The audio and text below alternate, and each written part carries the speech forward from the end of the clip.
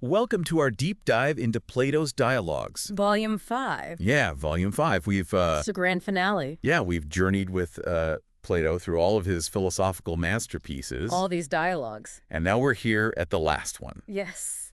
And we're going to try to distill the essence of Volume 5. Yes. And highlight some of its most intriguing ideas. All right.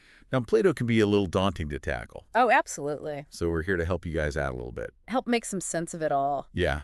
Yeah, I think in this volume we encounter what feels like Plato's reality check. Reality check. After the idealism of the Republic. Oh, okay. You know, it's like he's saying, okay, utopia is great in theory, but how do we actually deal with the messy realities of real societies? Right. So it's that shift from idealism to pragmatism. Yes. That's really fascinating to see. Absolutely. Like, all right, so how do we actually build a just society? Yeah, and that's reflected in one of the quotes that Plato has in the Laws. He says, cities will never cease from ill until they are better governed. Until they are better governed. And this really seems to be the driving force behind his exploration in this volume. Okay. And we see him moving away from those philosopher kings of the Republic to a more practical figure, that of the lawgiver. Oh, that's interesting. So he's shifting responsibility then. In a way. From these almost mythical philosopher kings to the people that actually create the structures. Exactly. Precisely. And he even uses this analogy of a ship of state. Oh, I love that analogy. It's a good one. Yeah. He says you need a skilled captain, of course. Right.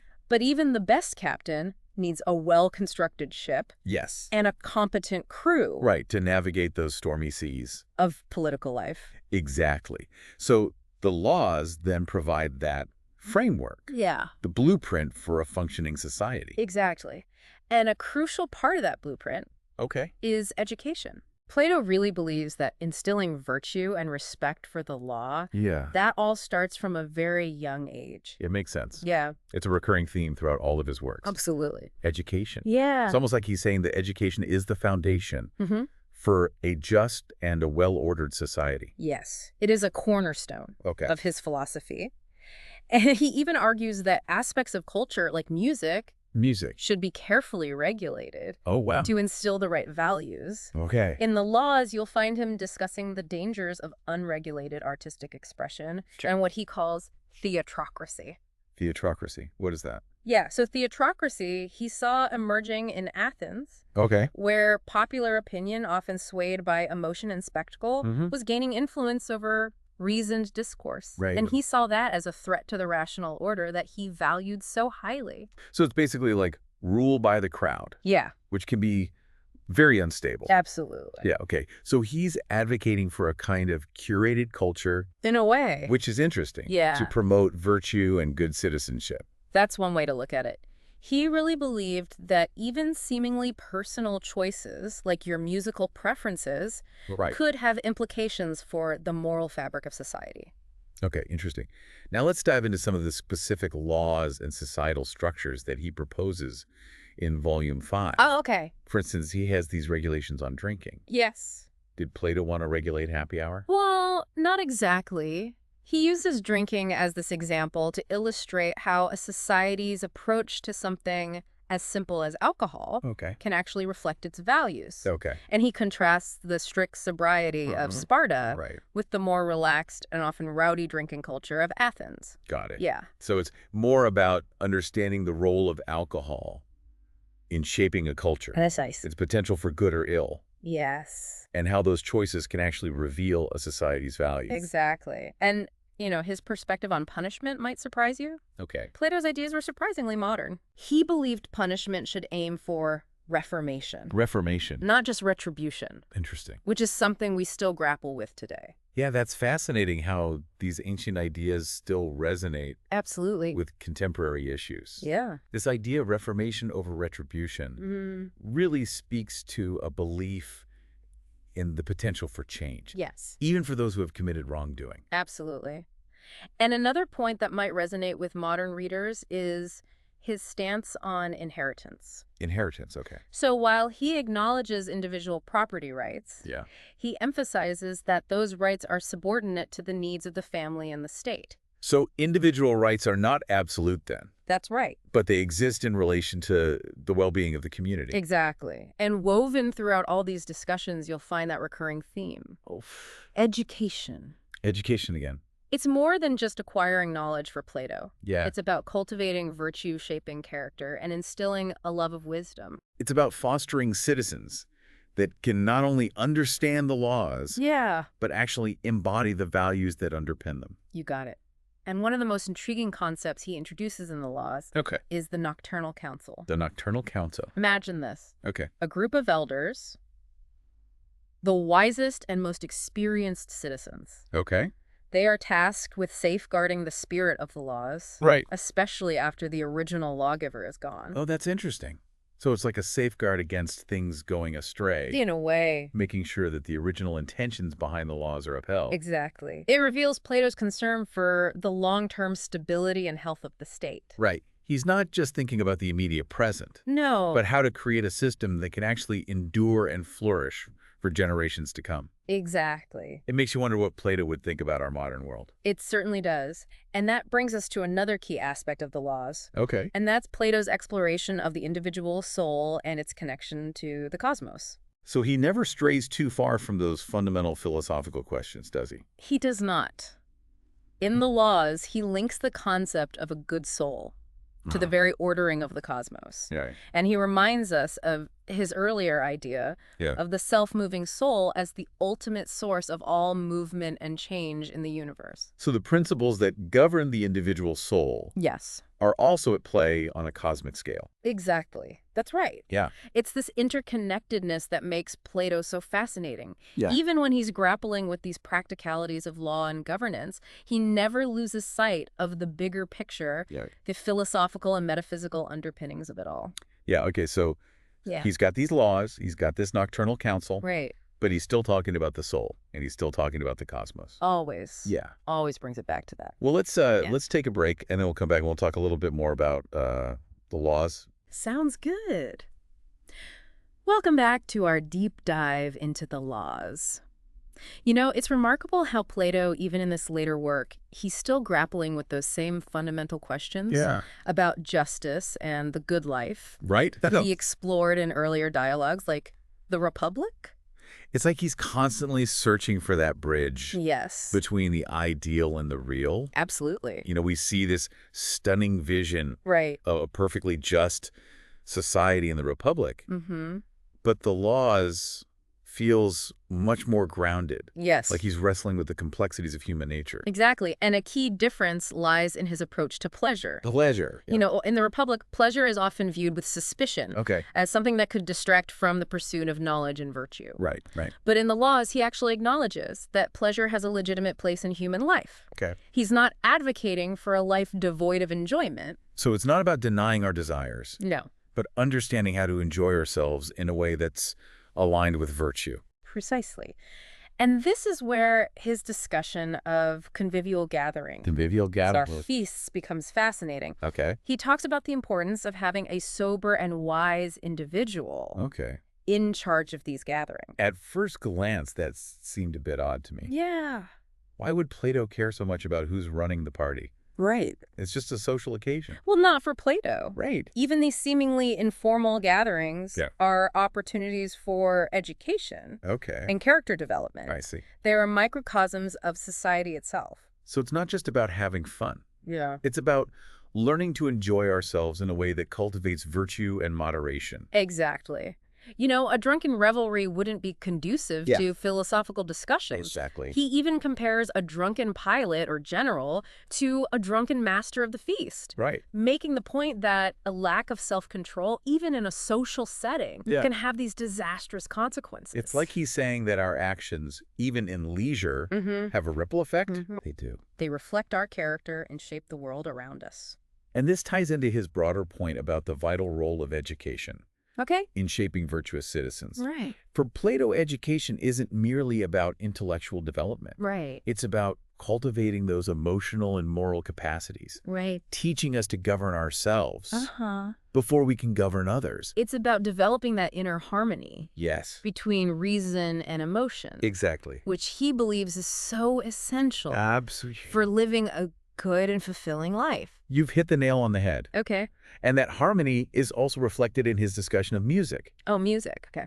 Remember how he cautions against separating music from words? Okay. Or allowing too much innovation in musical forms? That struck me as a little strict. Yeah. Can't we just enjoy music Right. without analyzing its moral implications? Well, for Plato, music is never merely entertainment. I see. He sees it as a powerful force Okay. that can profoundly affect our souls.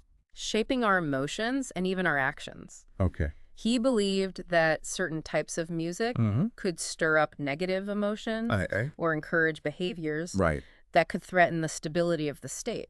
So while we might see music as a matter of personal taste, Yeah. Plato viewed it as this powerful tool that could be used for good or for ill. Exactly. And this connects back to his critique of theatrocracy. Right. He uses that term to describe a society where popular opinion, often driven by emotion and spectacle, holds more sway than reason and wisdom. Right. And he saw that as a threat to the very foundation of a just and well-ordered society. It's like he's warning us about the dangers of a culture that prioritizes entertainment and instant gratification over thoughtful deliberation and the pursuit of what is truly good. That's a very insightful observation. Thank you. It's remarkable how Plato writing centuries ago seems to be grappling with challenges that are still relevant in our modern world. Speaking of challenges, Plato doesn't shy away from the darker aspects of human nature in the laws. No, he doesn't. His detailed discussion of punishments, for instance, is quite sobering. It is. And it's important to remember the historical context. Right. You know, Plato's writing in a time and place where punishments were often brutal. Right. And even cruel. But even while acknowledging the need for punishment, he emphasizes that it should aim for reformation, not just retribution. Exactly. It's about giving individuals a chance to change and become better citizens. Precisely. And he's very clear that punishment should never be about inflicting unnecessary suffering. Right. He even suggests that instead of immediately resorting to harsh punishment for offenses like temple robbery, one should first appeal to the person's better nature, encouraging them to seek guidance from those considered wise and virtuous. That's a surprisingly compassionate approach. It is. It reflects Plato's belief that even those who have strayed from the path of virtue can be redeemed. Absolutely. It's also interesting how he insists that the punishment of a criminal shouldn't extend to their family or property. Right. This was actually a radical idea for his time. It speaks to his profound concern for fairness and justice. Exactly. Ensuring that individuals are held accountable for their own actions, but that those actions don't unfairly impact those around them. Exactly. And this concern for fairness is also evident in his detailed discussions about inheritance. Inheritance, right. He believes that inheritance isn't just a private matter, but something that should be regulated for the good of the state. He seems to be worried about the potential for wealth to become too concentrated in the hands of a few, leading to inequality and social unrest. You're right. His concerns about wealth inequality and its potential to destabilize a society resonate even more strongly today. Yeah, it's remarkable how these ideas written centuries ago are still relevant. Absolutely. To our current discussions about wealth inequality and social justice. It speaks to the enduring power of Plato's thought. Yeah. You know, he was wrestling with these fundamental questions about human nature, justice, and the good life that continue to challenge us today. They do. And this brings us to another key theme in the laws. And that is the relationship between the individual, the family, and the state. So he sees these as interconnected spheres. He does. The well-being of one depends on the well-being of the others. Exactly. And this is where his discussion of the nocturnal council takes on even greater significance. This council of elders, tasked with safeguarding the laws and ensuring the long-term stability of the state, they embody this interconnectedness. So they're not just enforcers of the rules, but guardians of the collective wisdom and values that underpin the society. Precisely.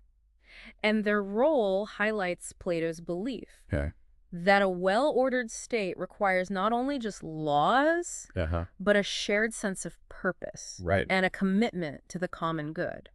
Which brings us back to the crucial role of education.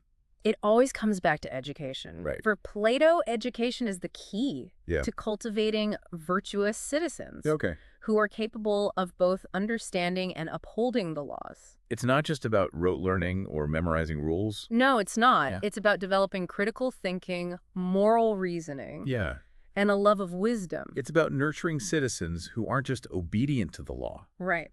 But understand the principles that underpin it. Yes. And can make wise judgments in complex situations. Exactly. It's about creating a society where citizens aren't just governed by laws, but also govern themselves through reason and virtue. Exactly. And it's this emphasis on the interconnectedness of knowledge, virtue and justice. That makes the laws, even with its detailed legal prescriptions, a profoundly philosophical work. It's a reminder that for Plato, the pursuit of a just and well-ordered society is ultimately a philosophical endeavor. It is. It requires us to grapple with those fundamental questions about the nature of reality, the good life and the human soul. And it challenges us to create a world where individuals can flourish, both as individuals and as members of a community. And on that note, I think it's a good place to pause and reflect on what we've discussed so far. All right. We'll return shortly to explore the culminating themes of Plato's philosophical journey. In the final part of our deep dive into the laws. Welcome back to our final exploration of Plato's laws. Yes, the final volume. It's amazing how even when we're talking about the practicalities of law and governance, this volume still feels so connected to his core philosophical ideas. That's precisely what makes it so compelling. You know, in the laws, Plato isn't just providing this legal framework. He's really exploring those very foundations of a just and harmonious society. And what really stands out to me is his emphasis on interconnectedness. Yes. The individual, the family, the state, the cosmos. It's all part of this larger web. Exactly. This delicate balance. Yes. Where each element affects all the others. Absolutely. And education is the thread that weaves that web together. I like that. Okay. Yeah. So education is the means by which we come to understand this interconnected order and our place within it. Exactly. It's about cultivating individuals who can not only understand the law, but also embody the values that are behind it. You got it. Plato even suggests that the ideal lawgiver is also an educator. Oh, interesting. Shaping citizens as much as shaping laws. You know, remember that passage where he talks about how laws should be presented not as mere commands, but as these reasoned arguments designed to persuade the citizens. So it's about fostering understanding and consent. Yes. Not just enforcing obedience. Exactly. True obedience to the law comes from understanding its purpose and its connection to the greater good. Not just from fear of punishment. Precisely. And this brings us back to one of Plato's most fundamental ideas. Which is? The rule of reason. He argues that the best governed state is one where reason guides not only individual actions, but also the laws themselves. So he's wary of societies where emotion or popular opinion holds sway. Yes, very much so. He sees that as a recipe for instability and injustice. Absolutely. Remember his critique of theatrocracy. Right, where the masses are swayed by spectacle and emotional appeals rather than reasoned argument. Exactly. He saw it as a threat to that rational and just governance he valued so highly. And he worried about the potential for manipulation and the erosion of thoughtful deliberation. Exactly. It makes you think about how we consume information today. And how easily we can be swayed by emotion or sensationalism. It really does. It's a good reminder to be critical thinkers. To seek out those reasoned arguments, even when we're surrounded by noise. Absolutely. And Plato's concerns about excessive wealth really tie into this as well. You know, he worries that a society obsessed with material possessions will lose sight of those higher values, leading to a kind of spiritual poverty. So it's not wealth itself that's the problem. No. It's the attachment to it. Exactly. The way it can distort our priorities and our values. And that's where his discussion of inheritance becomes so intriguing. You know, he's not advocating for abolishing private property, but he believes it should be regulated. To prevent excessive concentration of wealth. Exactly. And its potential to corrupt individuals and destabilize society. So it's about finding that balance again. between individual rights and the common good. Yes. Ensuring a certain level of economic fairness within society. You're right. It's a tension that runs throughout the laws. Yeah. This question of how do we create a society that respects individual freedom, but also ensures justice and harmony for all. It's a question we're still grappling with today. Absolutely. And one of the ways Plato tries to address this is through his concept of the Nocturnal Council. That group of wise elders. Exactly. Tasked with safeguarding the laws and the spirit behind them. Yes, it's fascinating how he envisions this council. They're not just enforcers of the rules. Right. They're also responsible for adapting the laws to changing circumstances. Also, they have a legislative role as well. They do. And Plato even suggests that they should study the laws and institutions of other societies. Oh, wow. Acknowledging that there's always something to learn from others. Yeah. And that a truly just society is never static. Right. It's always evolving. It is. It speaks to his belief in the power of reason to guide us towards a better future. Right. And his humility in recognizing that no one society has all the answers. That's a good point. Right. Okay, so the Nocturnal Council, they're kind of like the guardians of the law, and they're also... And the adapters. They're adapting it, and they're learning. Yeah, constantly learning. From other societies. Exactly. That's really interesting. And that brings us back to the concept of the self-moving soul. It all comes back to the soul. The ultimate source of all change and movement. Yeah, the driving force. The driving force behind individual and societal transformation. Exactly. And it's this idea that connects the laws back to Plato's earlier dialogues. You know, reminding us that the pursuit of a just society is ultimately a quest for harmony. The quest for harmony. Between the individual soul, the community, and the cosmos itself. Wow, that's a powerful and enduring vision. It is. One that continues to inspire and challenge us all these centuries later. It does. Well, it's been an incredible journey exploring Plato's dialogues. It has been. I hope you've enjoyed this deep dive. I hope so too. And that it sparks further exploration of his thought-provoking works. Yes. Plato's ideas continue to resonate throughout history. They do. Challenging us to think critically. Right. And to strive for a more just and harmonious world. And on that note, we come to the end of our deep dive into Plato's dialogues. I hope you enjoyed it. Thank you for joining us on this philosophical adventure. Thanks for listening, everyone. We hope you'll continue to explore these ideas. Yes, keep those conversations going. And remember, the journey of learning. It's never over. Is never truly over. There's always something new to discover. Absolutely. So keep questioning. Keep reflecting. And keep seeking.